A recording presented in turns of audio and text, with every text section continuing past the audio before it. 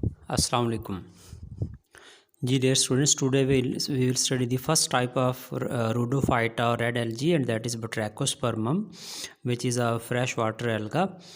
और इसमें first of all इसकी अकरेंस की तरफ चलेंगे तो देखेंगे कि जिस तरह यहाँ पे लिखा हुआ है कि it is a fresh water alga, और ये जो है डार्क वायलेट और रेडिश कलर का जो है वो हमें अंडर द माइक्रोस्कोप नज़र आता है। और इसकी अपीयरेंस जो है एक जिलेटिनस अपीयरेंस यानी कि जेली लाइक से अपीयरेंस होती है, और इस बिना पे इसको शायद बट्रैकोस्पर्मम का नाम दिया गया है, क्योंकि बट्रैको वर्ड जो है ये फ्रॉग की सेंस में इस्तेमाल हो जाता है। स्पर्मम मतलब स्पॉन कह लें, या जो उसका जो सेक्सुअल फ्लूइड जो रिलीज़ होता है उसके लिए लफ्ज़ इस्तेमाल हो जाता है। तो उस तरह का एक जिलेटिनस मतलब एक अपीयरेंस जो है होने की बिना पे शायद इसको ये नाम दिया गया। तो अब जो है देखेंगे कि इसके हम first of all general structure या वेजिटेटिव स्ट्रक्चर या मॉर्फोलॉजी की तरफ अगर चलें तो आप यहाँ डायग्राम ए में ऑब्ज़र्व कर सकते हैं।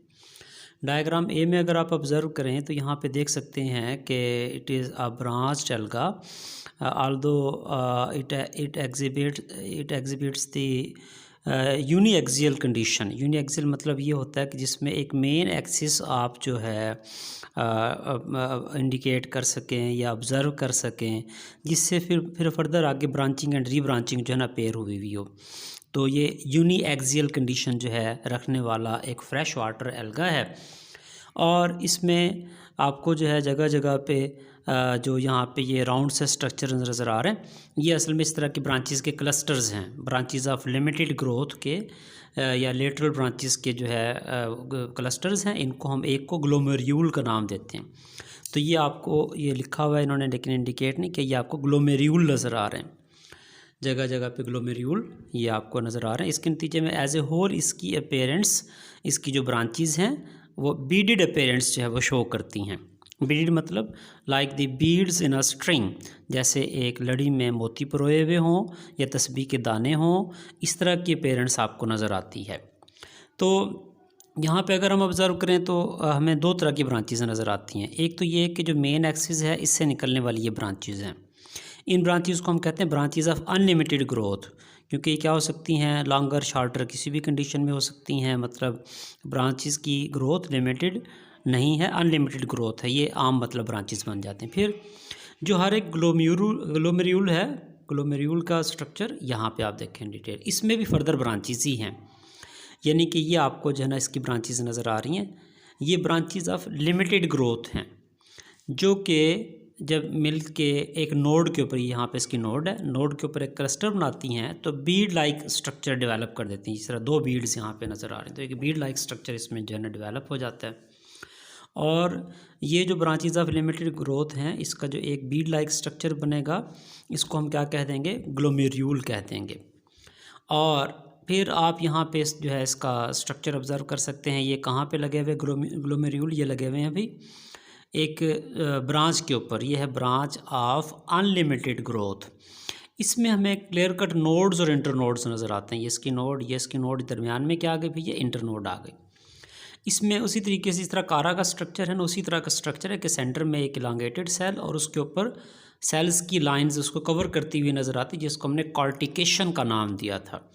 लिहाजा इंटरनोड जो है उस पर कॉर्टिकेट करते हुए थ्रेड्स हमें नज़र आते हैं, सेल्स की चेन्स नज़र आती हैं जो कि इनर रिलेटिवली लार्जर सेल को कवर किए हुए होती हैं। तो ये चेन्स या लाइंस या थ्रेड्स सेल्स के ये पेरेंट हैं, और इसके अंदर भी एक सेल जो है वो कहने छुपा हुआ है, जो कि इस वक्त यहाँ पे नज़र नहीं आ रहा। ये जो लिखा हुआ है ना कार्पोस्पोरोफाइट, ये इसकी एक जनरेशन, अभी हम इसके लाइफ साइकिल में स्टडी करते हैं, जो कि इस जनरेशन के ऊपर प्रोड्यूस हो जाती है। जैसे कि आपने प्लांट्स में पढ़ी हुई दो जनरेशन्स होती हैं, मीटोफाइट, स्पोरोफाइट, ये इसी तरह का एक स्ट्रक्चर है। तो ये खैर अभी हम बाद में डिटेल करते हैं, मैं स्टडीज़ को करते हैं।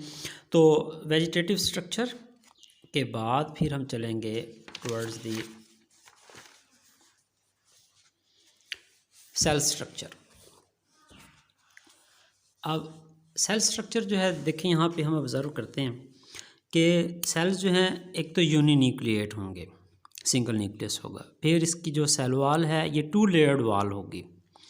आउटर लेयर जो कि पैक्टिक कंपाउंड्स की बनी हुई है और इनर लेयर जो कि सेलुलोज की बनी हुई है।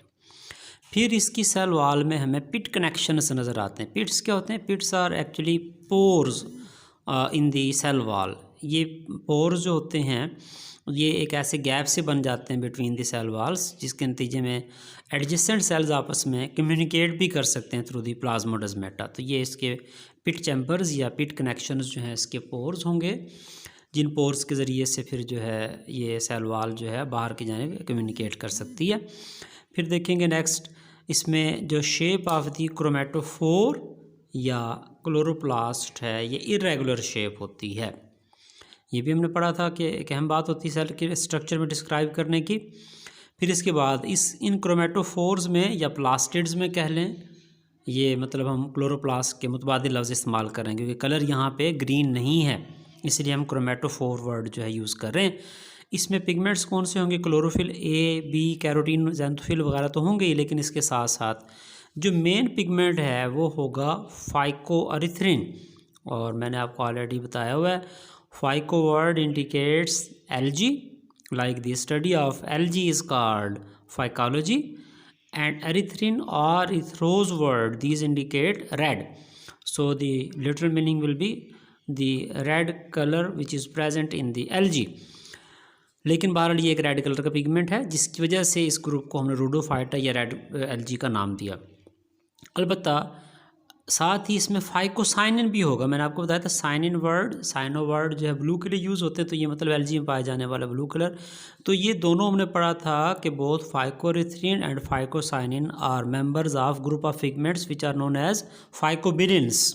So phycobilians are present in the red algae in the chromatophores, and among these phycoerythrin will be present in greater quantity as compared to the phycocyanin, which is a lesser pigment which is present in the chromatophores.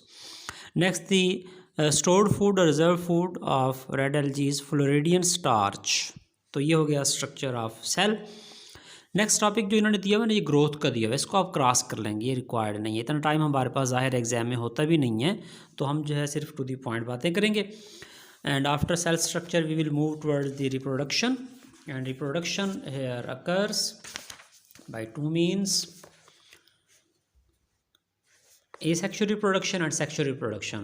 Asexual reproduction isn't very common method of reproduction in red algae, and if it occurs, it may occur through the monospores which are produced inside the cells of a Trachospermum of juvenile stage or Cantrantia stage. Cantrantia stage क्या चीज़ होती है? अभी हमने life cycle देखें पढ़ना है, तो इसमें हम देखेंगे कि जिस वक्त इनके जो स्पोर्स होते हैं ये यहाँ पे आप ऑब्ज़र्व कर सकते हैं, ये जर्मिनेटिंग कार्पोस्पोर जहाँ लिखा हुआ है ये कार्पोस्पोर है जो कार्पोस्पोरोफाइट में प्रोड्यूस होता है। तो जिस वक्त ये प्रोड्यूस होते हैं तो कार्पोस्पोर से जर्मिनेशन होती है, इससे जो है एक इमेच्योर टाइप प्लांट, जुवेनाइल जो हम वर्ड यूज़ करते हैं ना, ये यंग की सेंस में यूज़ करते हैं, कोई इब्तदाई सी स्टेज हो ना, बचपने की स्टेज, उसके लिए लफ्ज़ हम जुवेनाइल स्टेज यूज़ कर लेते हैं। तो juvenile stage of this plant Trachospermum is known as कंट्रेंशिया स्टेज। इस पे बाज़ औक़ात जो है ना इसके सेल्स मोनोस्पोरेंजिया के तौर पे एक्ट करना शुरू कर देते हैं और ये मोनोस्पोर्स प्रोड्यूस करते हैं। तो इस प्लांट से भी वैसे यानी कि मतलब जो कंट्रेंशिया स्टेज है इससे भी प्लांट ही डेवलप होना है, लेकिन बाद औक़ात ये स्पोर जब बना देगा तो उसके नतीजे में ज़्यादा मिकदार में ये प्रोड्यूस हो जाएंगे, इसके मतलब ये प्लांट ज़्यादा मिकदार में प्रोड्यूस हो जाएंगे। तो ये भी एक वे ऑफ एसेक्सुअल रिप्रोडक्शन हो सकता है।